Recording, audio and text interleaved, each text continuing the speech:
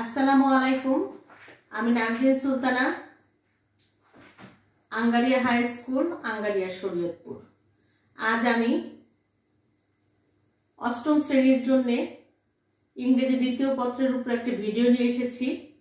আজ আমি ন্যারেশন সম্পর্কে আলোচনা করব। হয়তো একটা ভিডিওর মাধ্যমে ন্যারেশনটা সম্পূর্ণ কমপ্লিট করতে পারবো না। ন্যারেশনের যে বেসিক ধারণা, অর্থাৎ ন্যারেশন করতে হলে, ন্যারেশন শিখতে হলে বেসিক যে ধারণাগুলি দরকার সে সম্পর্কে আজকের ভিডিওর মাধ্যমে আলোচনা করব। আমি এর পরের ভিডিওগুলোতে বিভিন্ন ন্যারেশনের উপরে আলোচনা করব। চলো দেখি আমরা কি লিখেছি বোর্ডে এবং সেই সম্পর্কে একটু আলোচনা করি। দেখো, আমি প্রথমে লিখেছি ন্যারেশন। ন্যারেশনের বাংলা হলো উক্তি বা কথা। ন্যারেশনের বাংলা কি জানলাম?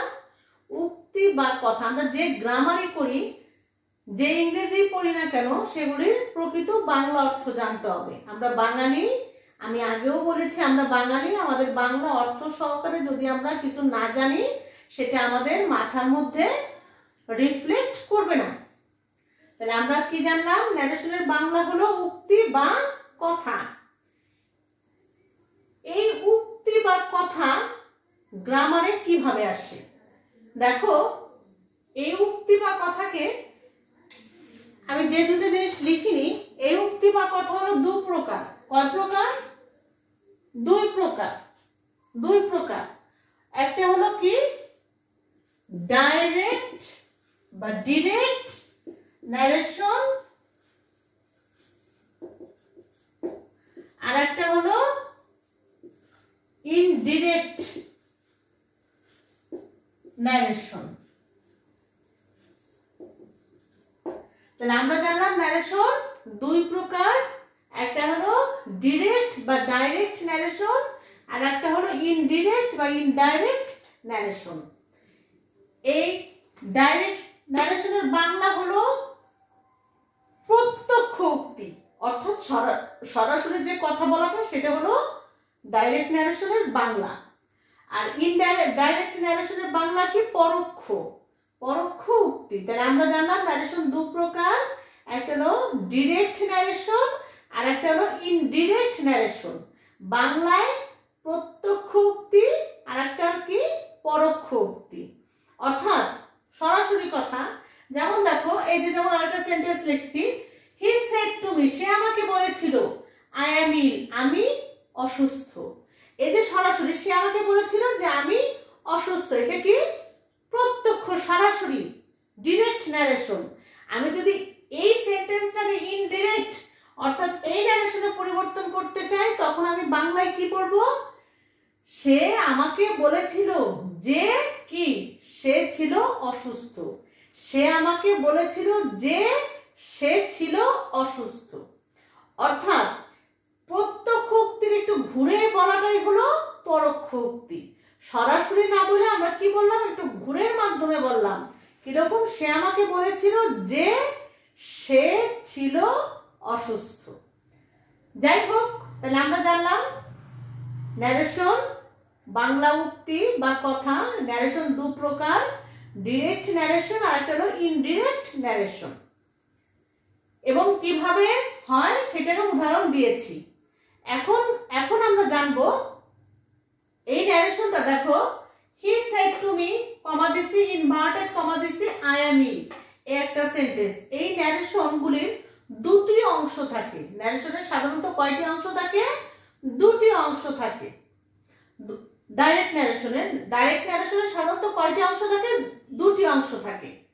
প্রথম অংশ, খেয়াল করো, প্রথম যে অংশ, প্রথম অংশের এই ভাগটাকে বলা হলো রিপোর্টিং ভাগ। কি ভাগ বলে? রিপোর্টিং ভাগ, নির্দেশিত ক্রিয়া। এই রিপোর্টিং ভার্বের সাবজেক্ট ও অবজেক্ট। আর ইনভার্টেড কমার ভিতরে যে সেন্টেন্সটুক থাকবে, ইনভার্টেড কমার ভিতরে যে সেন্টেন্সটুক থাকবে, সেই সেন্টেন্সকে বলা হলো রিপোর্টেড স্পিচ। তাহলে আমরা জানলাম ইনভার্টেড ডাইরেক্ট বা ডিরেক্ট ন্যারেশনে দুটি অংশ থাকে। একটা অংশ, প্রথম অংশটিকে বলে, অর্থাৎ ইনভার্টেড কমার বাইরে যে অংশটুক থাকে, ইনভার্টেড কমার বাইরে যে অংশটুক থাকে সেই অংশের যে ভার্বটা থাকে, সাবজেক্টের পরে যে ভার্বটা থাকে, সেই ভার্বটাকে কি বলে? Reporting verb. রিপোর্টিং ভার্বের প্রথমটা হলো সাবজেক্ট, পরেরটা হলো অবজেক্ট। আর ইনভার্টেড কমার ভিতরে যে সেন্টেন্সটুক থাকে তাকে বলে কি বলে? Reported speech. যাই হোক, আমরা জানলাম যে ন্যারেশনটা সাধারণত ডিরেক্ট ন্যারেশন কিভাবে পরীক্ষার সময় আসে, আমরা সেটা দেখালাম। এখন আসো, এই ন্যারেশন করতে হলে আমাদের কি কি জানতে হবে। কি কি না জানলে আমরা ন্যারেশন করতে পারবো না। আমরা যতই পড়াশোনা করি, ন্যারেশন করতে যাই, কিছু কিছু বেসিক জিনিস আছে যেগুলি না জানলে আমি ন্যারেশন করব ঠিকই, কিন্তু ন্যারেশন আমার ভিতরগত পোক্ত হবে না, আমি পাকা হব না, আমি কাঁচাই থেকে যাব। এই জন্য আমার কয়েকটা জিনিস ফলো করতে হবে। আমার প্রথমে যে জিনিসটা জানতে হবে ন্যারেশন করতে হলে, আমি তোমাদের দেখাচ্ছি আমাদের কি কি জানতে হবে।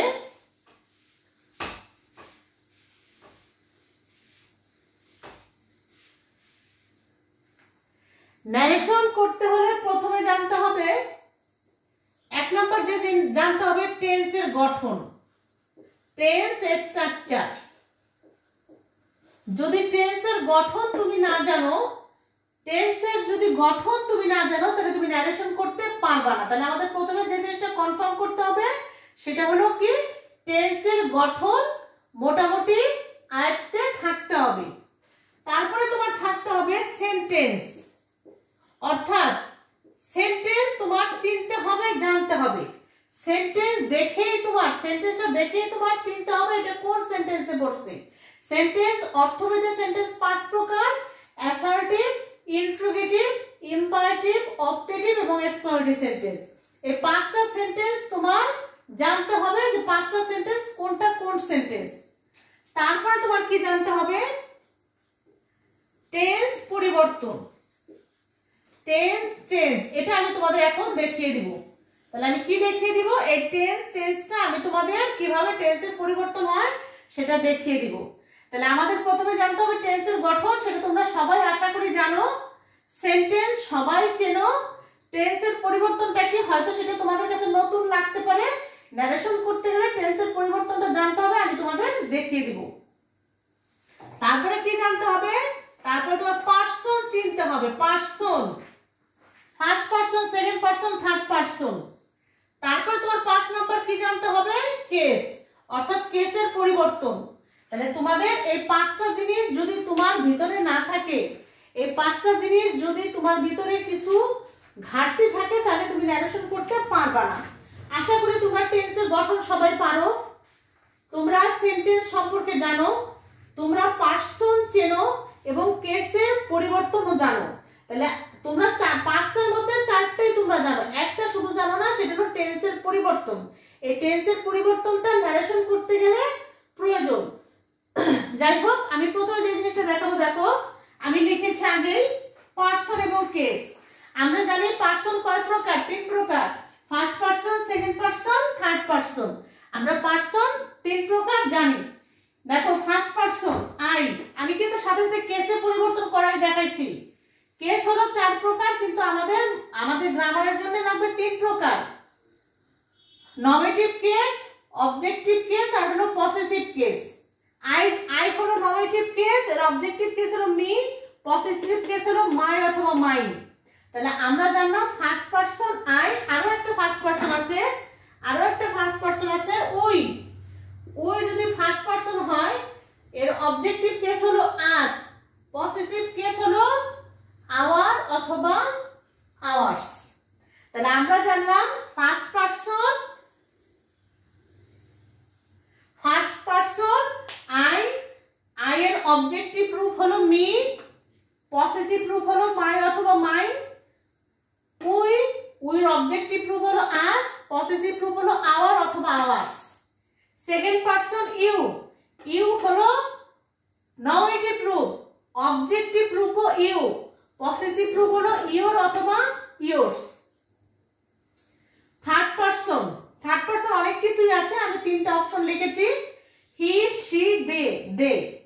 হির অবজেক্টিভ রূপ হলো হিম, পসেসিভ রূপ হলো হিজ। শির অবজেক্টিভ রূপ হলো হার, পসেসিভ রূপ হলো হার অথবা হার্স। দের অবজেক্টিভ রূপ হলো দেম, পসেসিভ রূপ হলো দেয়ার অথবা দেয়ার্স।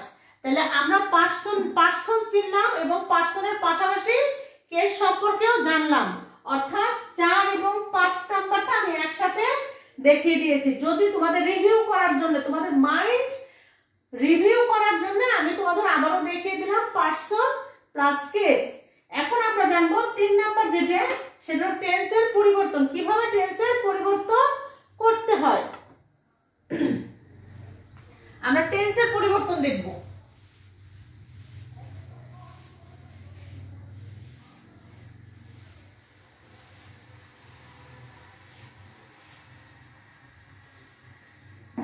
টেন্সের পরিবর্তন অর্থাৎ present indefinite,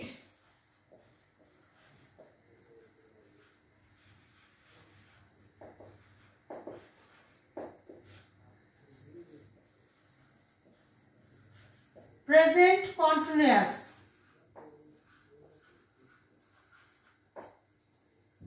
present perfect,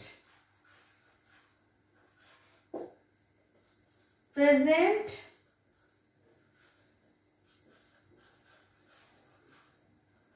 perfect continuous. এই চারটে দেখো সব কিছু পরিবর্তন হয়ে যাবে কিসে? পাস্টে।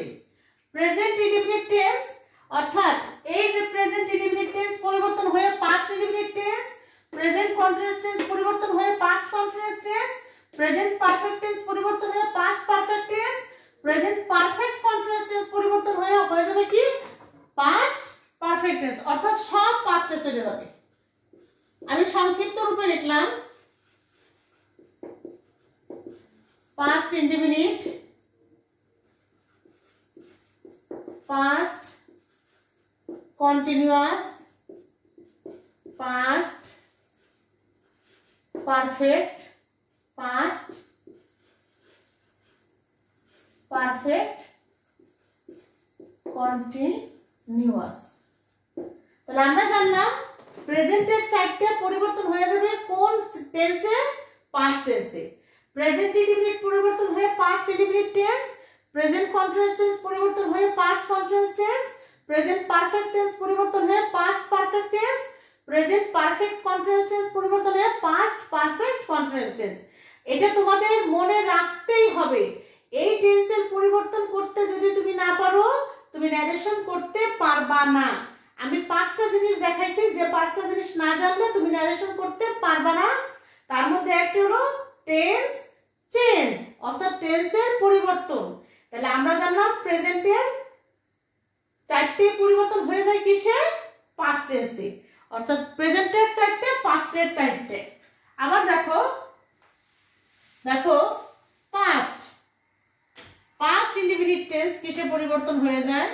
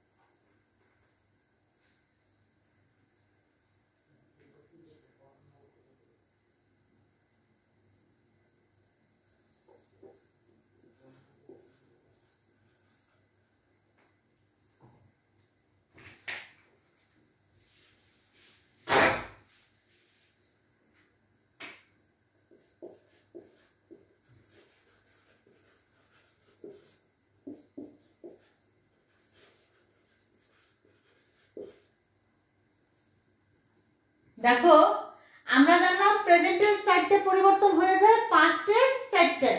এখন পাস্টের চারটে কিসে পরিবর্তন হয়ে যায়?